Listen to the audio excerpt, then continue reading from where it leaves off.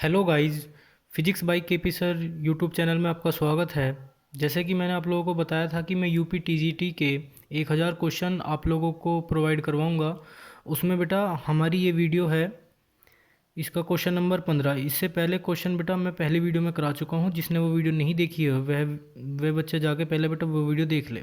Question number 15 है, साबुन के पतले झाग में चमकदार रंगों का बनना किस घटना के कारण होता है। इसका ऑप्शन नंबर ए है बेटा बहुलित परावर्तन और व्यतिकरण के कारण। ऑप्शन नंबर बी अपवर्तन और परिक्षेपण के कारण।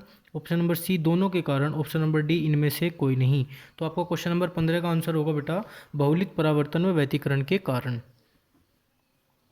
क्वेश्चन नंबर 16 है आपका, सबसे कम तरंगदैर्ध्य वाला प्रकाश होता है। ऑप्शन नंबर ए लाल, ऑप्शन नंबर बी पीला, ऑप्शन नंबर सी नीला, ऑप्शन नंबर डी बैंगनी। तो बेटा इसका जो आंसर होगा, इसका आंसर होगा आप लोगों का ऑप्शन नंबर डी। सबसे कम तरंगदैर्ध्य जो होती है बेटा वो बैंगनी रंग के प्रकाश की होती है, और सबसे अधिक जो होती है वो लाल रंग के प्रकाश की।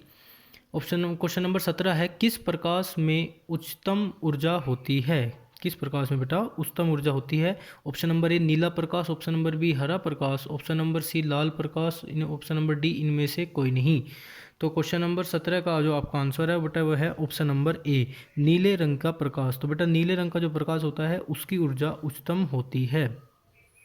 क्वेश्चन नंबर 18 है, खतरे के संकेतों के लिए लाल प्रकाश का प्रयोग किया जाता है, क्यों। ऑप्शन नंबर ए ये आंखों के लिए आरामदायक होता है, बी प्रकीर्णन सबसे कम होता है, सी दोनों ए और बी, डी इनमें से कोई नहीं। तो इसका आंसर है बेटा आपका ऑप्शन नंबर बी प्रकीर्णन सबसे कम होता है। क्वेश्चन नंबर 19 है, कुल आंतरिक परावर्तन होता है जब प्रकाश हीरे से कांच में जाता है, वायु से जल में जाता है, जल से कांच में जाता है, या उपरोक्त सभी।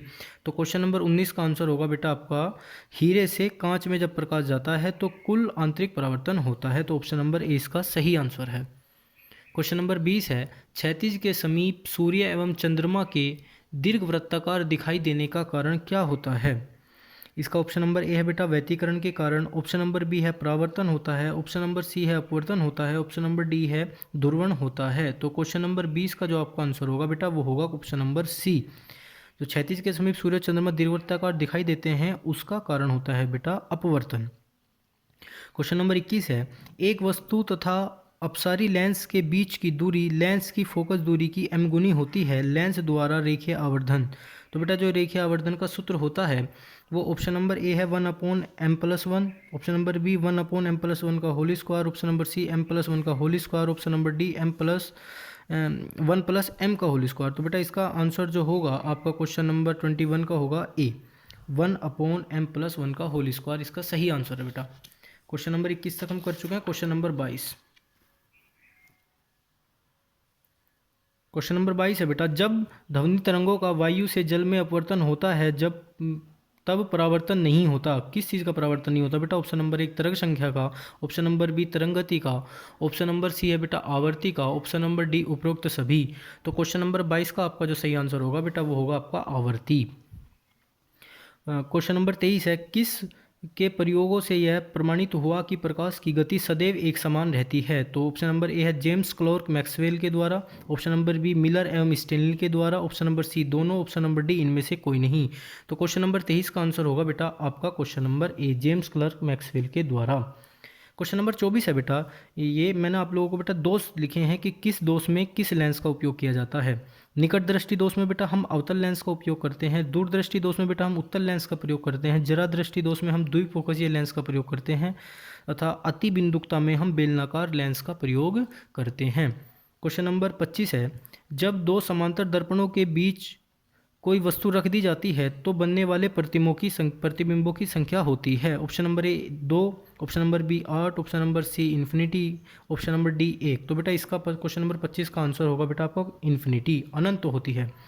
क्वेश्चन नंबर 26, रमन प्रभाव का प्रकाश की उन किरणों से संबंध है जो आर पार जाती है। ऑप्शन नंबर ए केवल दर्वों के द्वारा, बी केवल प्रिज्मों के, ऑप्शन नंबर सी सभी पारदर्शी माध्यम के, ऑप्शन नंबर डी इनमें से कोई नहीं। तो बेटा इस क्वेश्चन नंबर 26 का आंसर आपका होगा सभी पारदर्शी माध्यमों के। क्वेश्चन नंबर 27 है आपका, प्रकाश की गति किसके बीच में जाते हुए न्यूनतम होती है।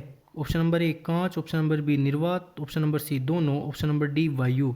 तो क्वेश्चन नंबर 27 का आंसर है बेटा आपका कांच। जो प्रकाश की गति है बेटा वो कांच में जाते वक्त न्यूनतम होती है। क्वेश्चन नंबर 28 है बेटा आपका सबसे कम तरंगदैर्ध्य वाली किरण। ऑप्शन नंबर ए एक्स किरणें, ऑप्शन नंबर बी अल्फा किरणें, ऑप्शन नंबर सी बीटा किरणें, ऑप्शन नंबर डी गामा किरणें। तो बेटा इसका जो आंसर होगा आपका होगा सबसे कम जो लंबाई होती है बेटा वो गामा किरणों की होती है, तो उससे होगा ऑप्शन नंबर डी। ठीक है बेटा। अब देखो ये जो इलेक्ट्रोमैग्नेटिक वेव होती हैं इसमें सबसे पहले जो किरण आती है वो आती है बेटा गामा किरणें, उसके बाद आती है बेटा एक्स किरणें, उसके बाद आती है यूवी किरणें अल्ट्रावायलेट जिसे हम बोलते हैं, उसके बाद आती है विजुअल, उसके बाद इंफ्रारेड, उसके बाद माइक्रो तरंगे, उसके बाद रेडियो तरंगे। ठीक है बेटा। तो सबसे कम जो तरंग लंबाई होती है वो गामा किरणों की होती है और बेटा सबसे ज़्यादा किसकी होती है वो रेडियो किरणों की होती है। ठीक है। तो इलेक्ट्रोमैग्नेटिक वेव जो होती हैं इसमें पहले नंबर पर गामा एक्स यूवी और बेटा चौथे नंबर पे इसमें आती हैं विजुअल किरणें जिसे हम दृश्य किरणें बोलते हैं, और इसी के अंदर बेटा हम प्रकाश का अध्ययन करते हैं। तो इलेक्ट्रोमैग्नेटिक जो वेव होती हैं इसमें विजुअल रेज के अंदर ही हम प्रकाश को पढ़ते हैं बेटा। लाइट जो पूरा अपने आप में एक पोर्शन है जिसके क्वेश्चन मैं आपको लोगों को करा रहा हूँ वो हम विजुअल रेज के अंदर ही बेटा करते हैं। ठीक है। आज की वीडियो में बेटा इतना ही। आगे हम मिलेंगे कुछ नए क्वेश्चनों के साथ और नए जो इस प्रकाश वाला जो पोर्शन है बेटा मैं इससे आप लोगों को करीबन 100 क्वेश्चन दूंगा। ठीक है। तो अगले बाकी के क्वेश्चन बेटा अगली वीडियो में। Thank you.